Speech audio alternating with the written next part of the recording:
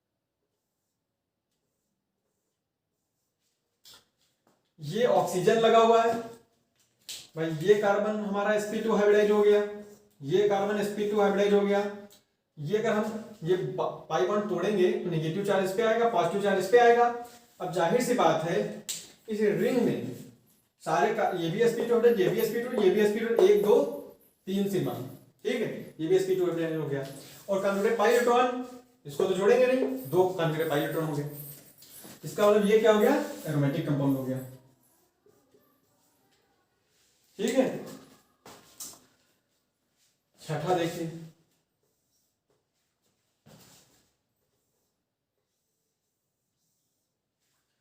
ये sp3 hybridise, sp3 hybridise, sp3 hybridise. वैसे तो हमें एक ही देखना था, sp3 हाइब्रिडाइज मिल गया, तो ये क्या हो गया, नॉन एरोमेटिक कंपाउंड हो गया, नॉन एरोमेटिक कंपाउंड। ये हमारा क्या हो गया, साइक्लोब्यूटेन है, नॉन एरोमेटिक कंपाउंड है। सातवां कंपाउंड देखिए,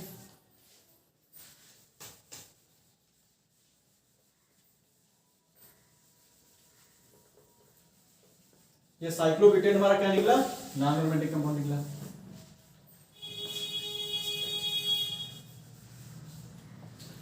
सातवां कंपाउंड क्या हो गया,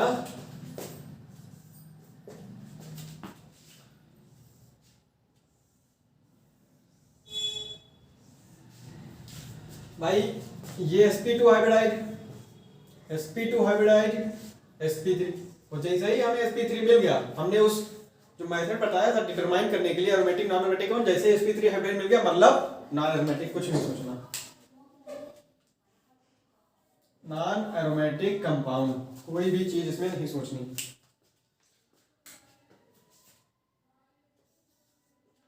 आठवां कंपाउंड देखिए,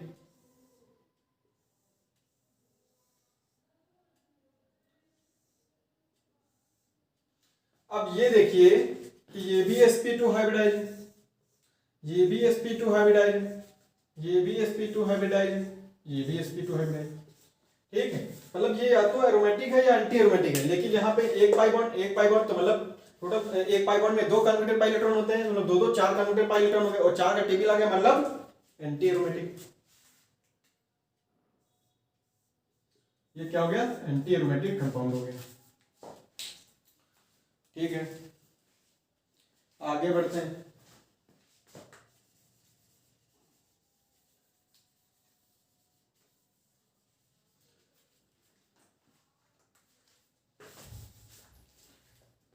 अब इसमें देखिए, मान लीजिए ये डबल बॉन्ड है, ठीक है, ये मान लीजिए पॉजिटिव चार्ज है, ये मान लीजिए पॉजिटिव चार्ज है, इतना देखिए।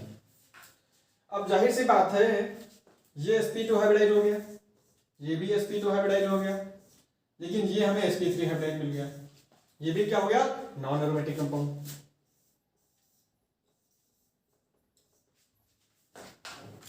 ठीक है, या फिर इस तरह से बना हो, यहां पे निगेटिव चार्ज हो, तो भी ये नॉन एरोमेटिक कंपाउंड लिखा हुआ है। ये हमारा क्या था, 9th था, ये हमारा क्या था, 10th था। भाई ये sp2 हाइब्रिडाइज, ये sp2 हाइब्रिडाइज, ये भी sp2 हाइब्रिडाइज, ये sp3 हाइब्रिडाइज, ये क्या हो गया कंपाउंड, नॉन एरोमेटिक कंपाउंड हो गया।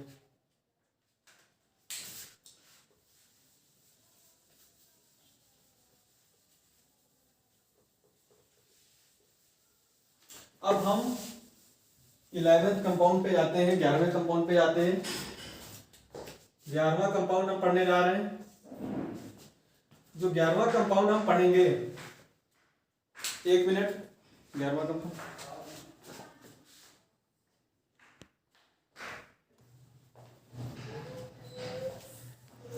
इलेवेंथ कंपाउंड जो हम पढ़ रहे हैं, वो 11वें कंपाउंड क्या हो गया, ये मान लीजिए पॉजिटिव चार्ज है, ये मान लीजिए पॉजिटिव चार्ज है, तो जाहिर सी बात है ये sp2 हाइब्रिडाइज हो गया, sp2 हाइब्रिडाइज हो गया, ये कार्बन भी sp2 हाइब्रिडाइज हो गया, क्योंकि एक सिग्मा ये हो गया, एक सिग्मा ये हो गया और एक हाइड्रोजन हो गया, और ये भी हमारा sp2 हाइब्रिडाइज हो गया। मॉलिक्यूल हमारा साइक्लिक भी है, और मॉलिक्यूल साइक्लिक के बाद सारे जो एटम्स हैं वो सभी sp2 हाइब्रिडाइज हैं। और कॉन्जुगेटेड पाई इलेक्ट्रॉन अगर आप काउंट करेंगे तो सिर्फ 2 कॉन्जुगेटेड पाई इलेक्ट्रॉन है। इसका मतलब ये कंपाउंड क्या हो गया, एरोमेटिक कंपाउंड हो गया। 12th कंपाउंड हम पढ़ रहे हैं।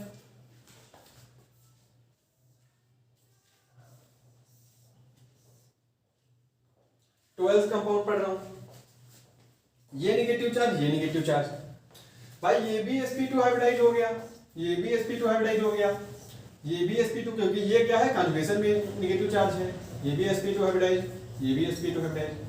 सारे मॉलिक्यूल साइक्लिक भी है, सारे एटम sp2 हाइब्रिडाइज भी है, और कॉन्जुगेटेड पाई इलेक्ट्रॉन अगर आप काउंट करेंगे तो 1 2 3 मतलब 6 कॉन्जुगेटेड पाई इलेक्ट्रॉन हो गए। 1 2 इलेक्ट्रॉन यहाँ, 2 इलेक्ट्रॉन यहाँ, 2 यहाँ, 6। तो इसका ये भी क्या हो गया, एरोमेटिक कंपाउंड हो गया।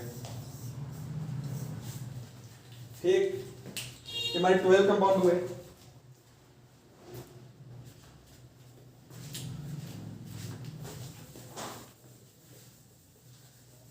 Aromatic, anti aromatic, non aromatic compound के एप्लीकेशंस हम कर रहे हैं। 12 एप्लीकेशंस हम लोग कंप्लीट कर चुके हैं। अब तक आप aromatic, anti aromatic, non aromatic compound को ज्ञात करना जान गए होंगे। तो अब जो हम 13 पॉइंट शुरू कर रहे हैं,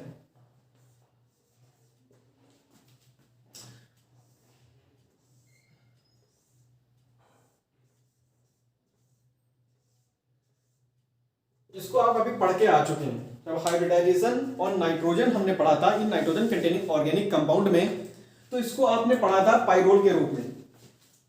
तो जाहिर सी बात है, ये कार्बन आपका sp2 हाइब्रिडाइज है, ये कार्बन आपका sp2 हाइब्रिडाइज है, ये कार्बन आपका sp2 हाइब्रिडाइज है, ये कार्बन आपका sp2 हाइब्रिडाइज है, और ये नाइट्रोजन एक सिग्मा ये हो गया, एक सिग्मा ये हो गया, और आपके पास 2 सिग्मा ये हो गए, ये तो उसमें जाएगा, और ये आपका हाइड्रोजन हो गया कॉन्जुगेशन में। तो ये भी sp2 हाइब्रिडाइज हो गया। सारे क्या है, sp2 हाइब्रिडाइज है कि नहीं है?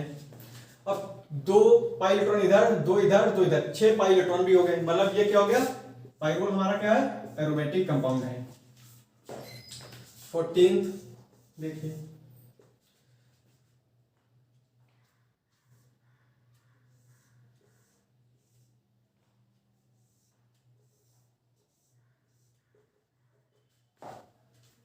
ये भी sp2 हाइब्रिडाइज, ये भी कार्बन sp2 हाइब्रिडाइज, ये भी कार्बन sp2 हाइब्रिडाइज, ये भी कार्बन sp2 हाइब्रिडाइज, ठीक है। और ये ऑक्सीजन भी sp2 हाइब्रिडाइज। एक तो लोकलाइज्ड है, उसको कॉन्जुगेशन में नहीं गिनेंगे। 2 2 4 2 6, देखिए यहां पे आप सोच रहे हो कि 4 इलेक्ट्रॉन है, मतलब 2 पेयर है कॉन्जुगेशन के, लेकिन कॉन्जुगेशन में तो एक ही लोन पेयर जाएगा, और जो कॉन्जुगेशन में जाएगा उन्हीं कॉन्जुगेटेड इलेक्ट्रॉन्स को हम गिनेंगे। तो एक पाई बॉन्ड के बाद 2 कॉन्जुगेटेड इलेक्ट्रॉन होते हैं, तो 2 2 4 2 6, मतलब कि ये भी क्या हो गया, एरोमेटिक कंपाउंड हो गया। ठीक है,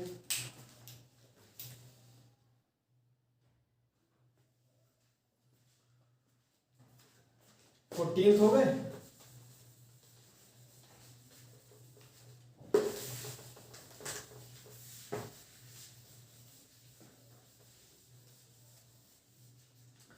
फोर्टींथ के बाद हम 15th पढ़ते हैं। 15th जैसे मान लीजिए हमने पाइरीडीन पढ़ा था,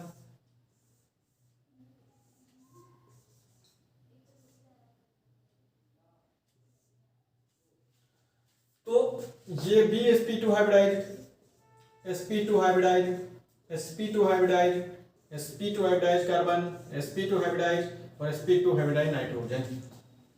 और कॉन्जुगेटेड, इसमें लोन पेयर तो है, लेकिन यहां पे लोन पेयर कॉन्जुगेशन में नहीं है, इसलिए इन लोन पेयर्स को हम नाइट्रोजन पे लोन पेयर्स को काउंट नहीं करेंगे। और क्यों नहीं है कॉन्जुगेशन में, क्योंकि यहां पे पाई बॉन्ड कॉन्जुगेशन के लिए है। तो 2 2 4 2 6, मतलब ये भी क्या हो गया, एरोमेटिक कंपाउंड हो गया। ठीक है,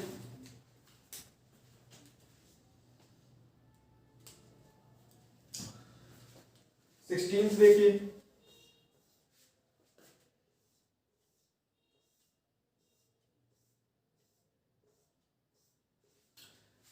वेरी फेमिलियर कंपाउंड बेंजीन। तो बेंजीन में सारे कार्बन क्या होते हैं, sp2 हाइब्रिडाइज, कई बार निकलवा दिया है। तो कॉन्जुगेटेड पाई इलेक्ट्रॉन कितने हैं, आसानी से काउंट कर सकते हैं, 2 2 4 2 6, मतलब ये क्या हो गया, एरोमेटिक कंपाउंड हो गया। ठीक,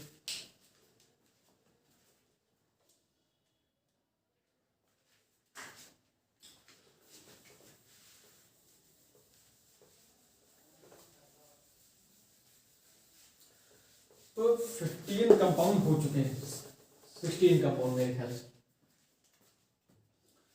ऑर्डर शायद मैं रिमाइंडर नहीं मुझे, तो 17th मैं सोच रहा हूँ, 17th। तो 17th जो कंपाउंड मैं देख रहा हूँ उसमें ये बेंजीन है,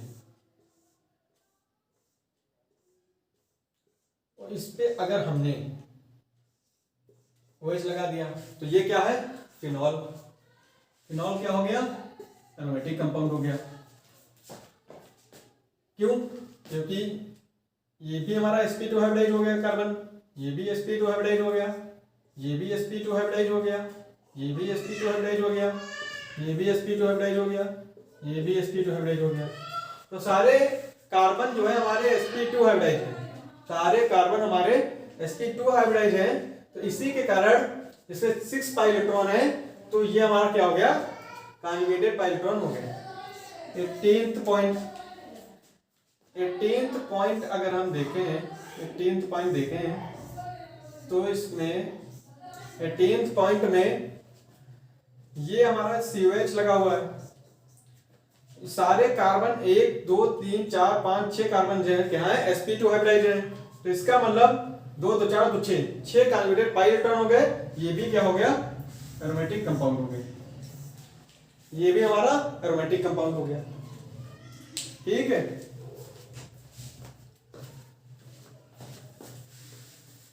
तो 18th पॉइंट हमने पढ़ लिया।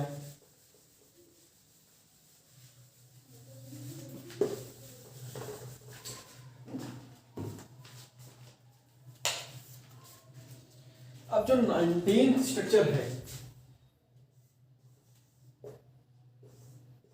मान लीजिए ये हमारे पास है,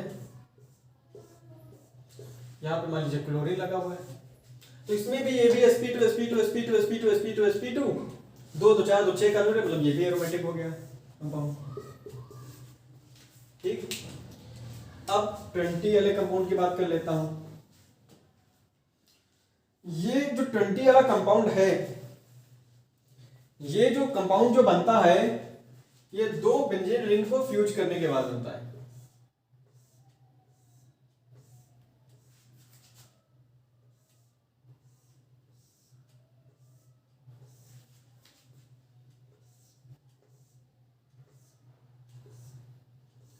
ये हमारा क्या बना,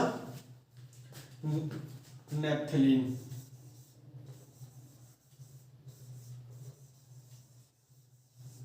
ये नेप्थलीन।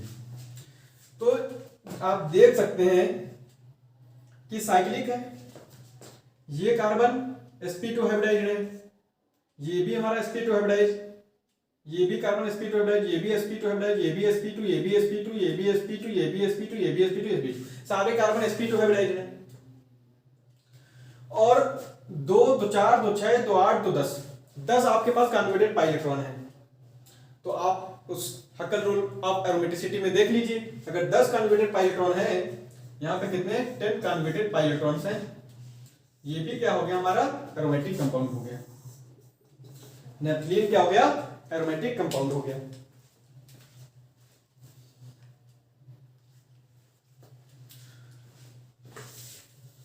बीसवां कंपाउंड हमारा क्या था, नेप्थलीन, जिसको हमने क्या कहा, एरोमेटिक कंपाउंड है। अब अगला देखिए 21th कंपाउंड, ये 3 रिंग को फ्यूज करके बना है। 3 रिंग को फ्यूज करने के बाद क्या बना है हमारा, एंथ्रासीन।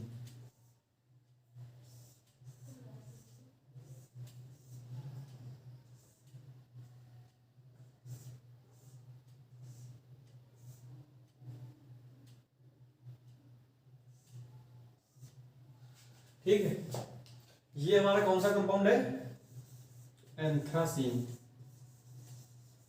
ANTHRACENE, anthracene.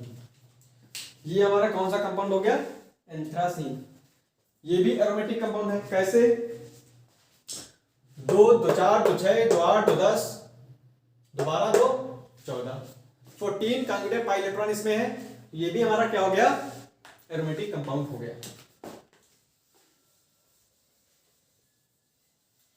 अब हम 22वां कंपाउंड पढ़ने जा रहे हैं।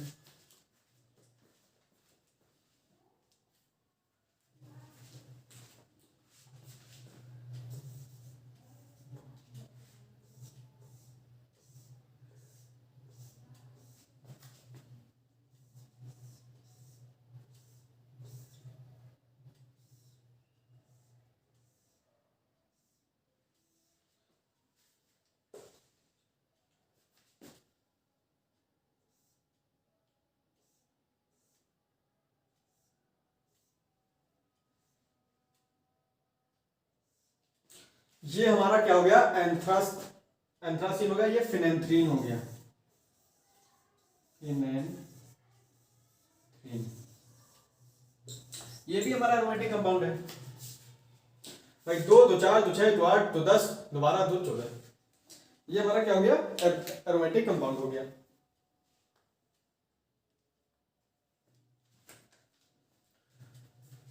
अब हमारे 22 कंपाउंड कंप्लीट हो चुके हैं। फिनेंथ्रीन के बाद जो अगला कंपाउंड हम पढ़ने जा रहे हैं वो पढ़ने जा रहे हैं 23वां कंपाउंड। 23वां कंपाउंड क्या हो गया?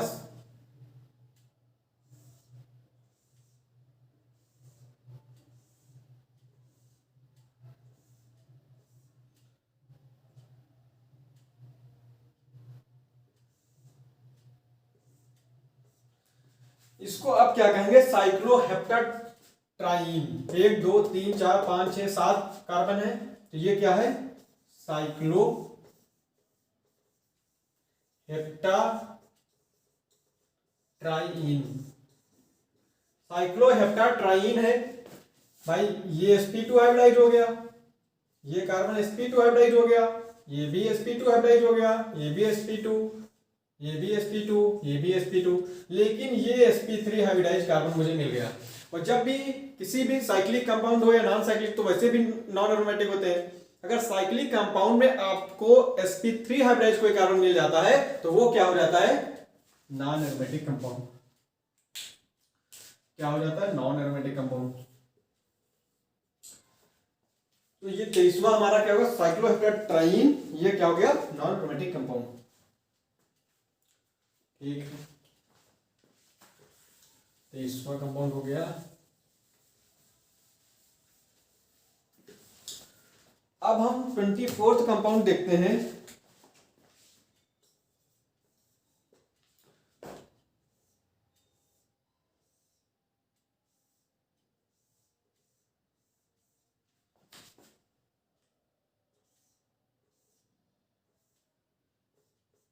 अगर यहां पे हाइड्रोजन निकाल दिया जाए तो क्या बन जाएगा? Positive charge. पॉजिटिव चार्ज आ जाएगा। तो ये क्या बन गया? ट्रोपियम आयन।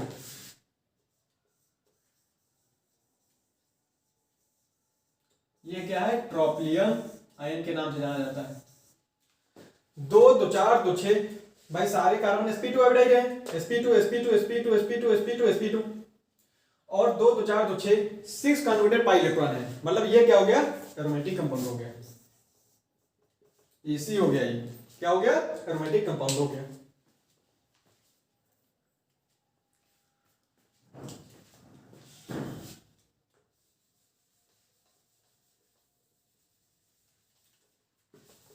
इतने एप्लीकेशन कराए, मुझे लग रहा है आपको समझ में आ गया होगा। 25 देखिए।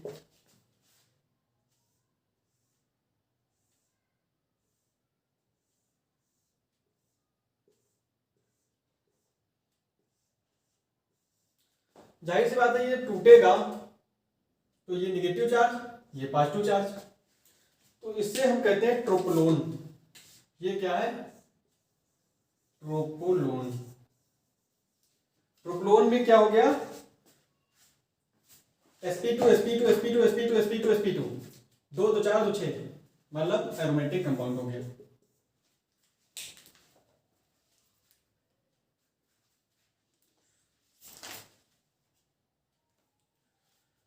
प्रोप्लोन हो गया।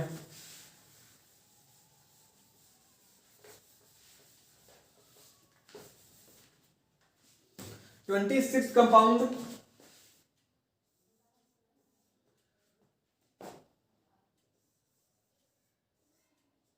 ट्वेंटी सिक्स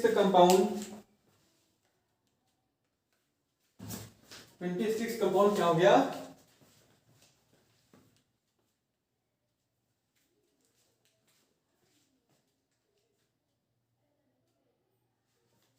B3N3H6, इसको बोलते हैं बोराजीन।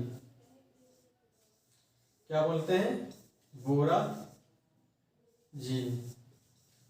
या इसका एक और नाम है inorganic benzene. Inorganic benzene, IOC बोले तो इनऑर्गेनिक बेंजीन, आईओबी बोले तो इनऑर्गेनिक बेंजीन। इसका स्ट्रक्चर क्या होगा,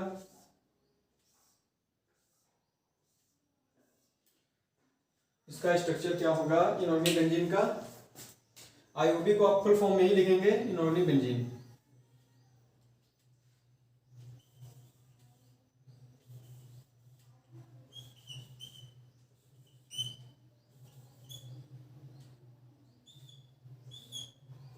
ये इनऑर्गेनिक बेंजीन हो गया B3N3H6, ठीक है। ये बेंजीन से भी ज्यादा रिएक्टिव होता है, ये भी एरोमेटिक कंपाउंड है। क्या है, एरोमेटिक कंपाउंड है।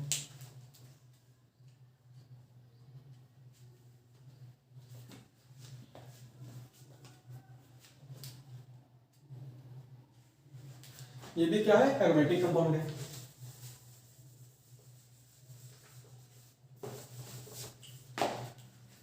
अब कुछ ऐसे भी कंपाउंड लिखा रहा हूं जिनको आप थोड़ा दिमाग में रखें। ग्रेफाइट, जो ग्रेफाइट है ये क्या होता है, एरोमेटिक कंपाउंड होता है। इसका स्ट्रक्चर क्या होगा, बेंजीन लाइक स्ट्रक्चर होगा इसका।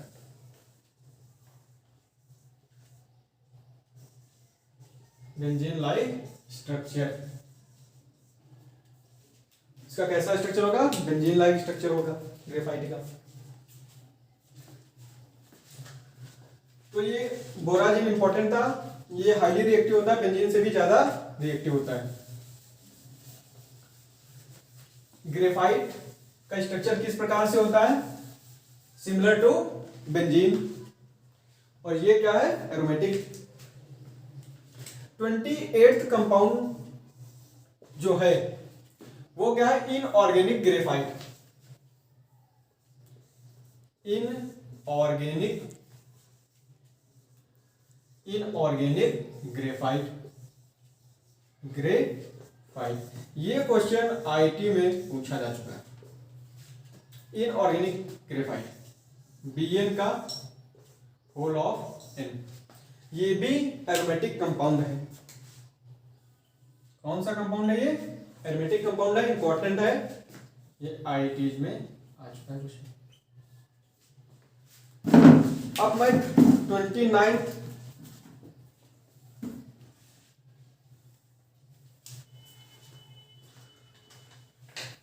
इसका जो स्ट्रक्चर होता है similar to graphite, structure similar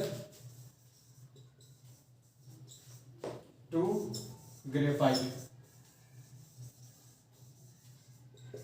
structure similar to graphite. ये 28 पॉइंट्स मैं आपको बता चुका हूं, 28 एप्लीकेशंस करा चुका हूं। 29th एप्लीकेशन लिखिए।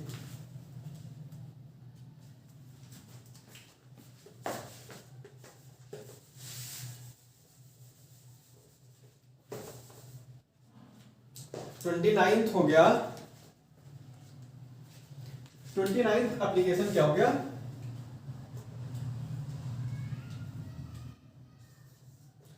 फुलेरीन। कभी कभी डायरेक्ट क्वेश्चन इससे बन जाता है। फुलरीन ये भी एरोमेटिक कंपाउंड है, इसका स्ट्रक्चर भी ग्रेफाइट लाइक होता है। इसका स्ट्रक्चर कैसा होता है? Graphite like. ये भी क्या हो गया? एरोमेटिक कंपाउंड हो गया।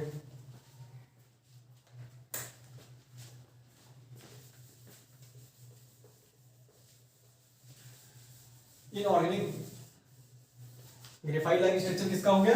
फुलरीन का। अब बात कीजिए बेंजाइन, मैंने जो आपको स्ट्रक्चर बताया था पहले लेक्चर में, जिसमें एबनॉर्मल पाई बॉन्ड था, बेंजाइन उसे कहा था हमने, वो भी क्या था? एरोमेटिक कंपाउंड था। स्ट्रक्चर कैसा था बेंजाइन का?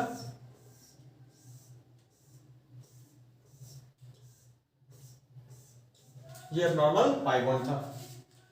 ये क्या हो गया आपका? बेंजाइन।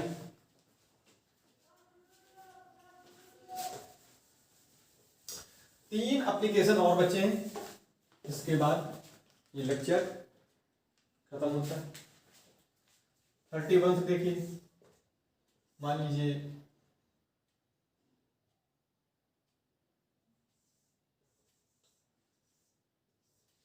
ये मॉलिक्यूल है, तो जाहिर सी बात है ये भी sp2 हाइब्रिडाइड है, ये भी sp2 हाइब्रिडाइड है, ये भी sp2 हाइब्रिडाइड है, लेकिन ये लोन पेयर यहाँ पे क्या कर रहा है? डीलोकलाइज कर रहा है।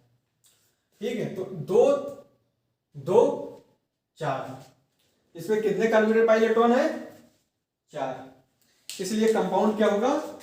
एंटी एरोमेटिक कंपाउंड होगा। ये कंपाउंड कैसा होगा? एंटी एरोमेटिक कंपाउंड होगा। अब मान लीजिए कोई स्ट्रक्चर इस तरह से बन गया,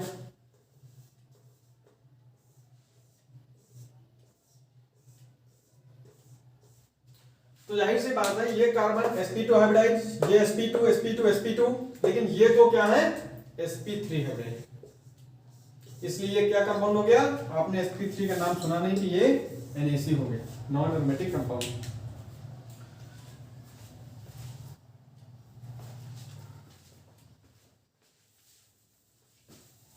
थर्टी 32 एप्लीकेशन हो चुके हैं। 33 एप्लीकेशन देखिए। 33 एप्लीकेशन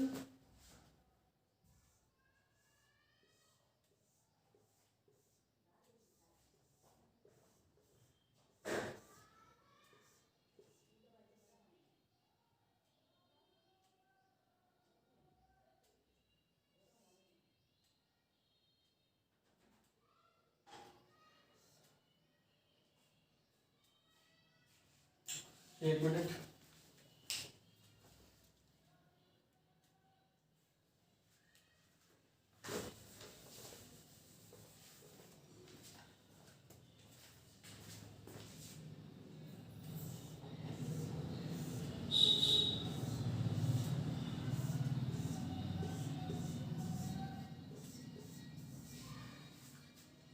अब इसमें ये जब इस तरह से टूटेगा, ये नेगेटिव ये पॉजिटिव, ये भी इस तरह से जाएगा क्योंकि ये ज्यादा इलेक्ट्रॉन नेगेटिव है कार्बन से, ये नेगेटिव ये पॉजिटिव, तो इसमें भी कन्वर्टेड पाई इलेक्ट्रॉन कितने हैं? 4। ये कंपाउंड क्या हो गया? Anti aromatic compound.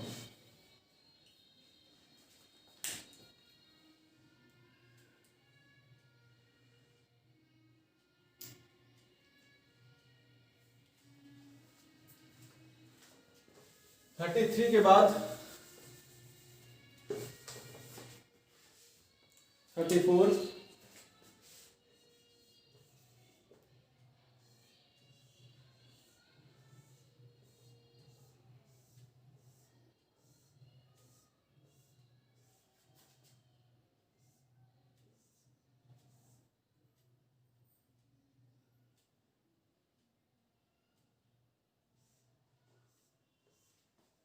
ये क्या है? डाइफिनाइल। ये डाइफिनाइल, ये भी हमारा क्या हो गया? एरोमेटिक। 2 तो 4 तो 6 एरोमेटिक कंपाउंड। 2 तो 4 तो 6।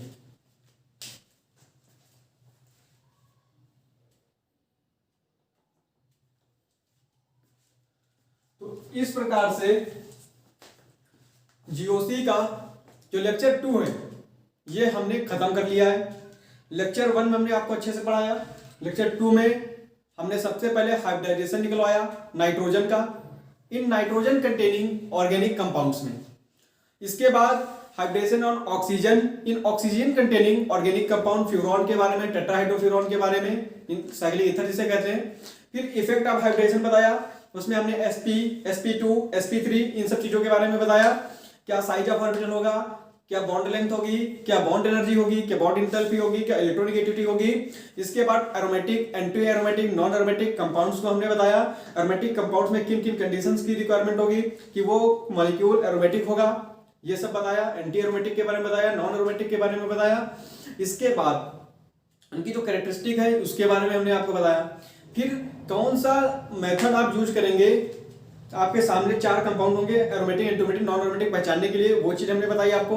इसके बाद हमने लगभग 34 एप्लीकेशंस कराए aromatic, non aromatic, anti aromatic पता करने के लिए। ये आज का लेक्चर आपको अच्छे से समझ में आया होगा, ऐसे मैं उम्मीद करता हूं। आप हमें भी मोटिवेट करिए हमारे चैनल को सब्सक्राइब करके, और लाइक कीजिए, शेयर कीजिए। और अब हम मिलते हैं लेक्चर 3 में, जो कि जीओसी का लेक्चर 3 होगा। उसमें हम लोगों की मुलाकात होगी। तब तक के लिए गुड बाय।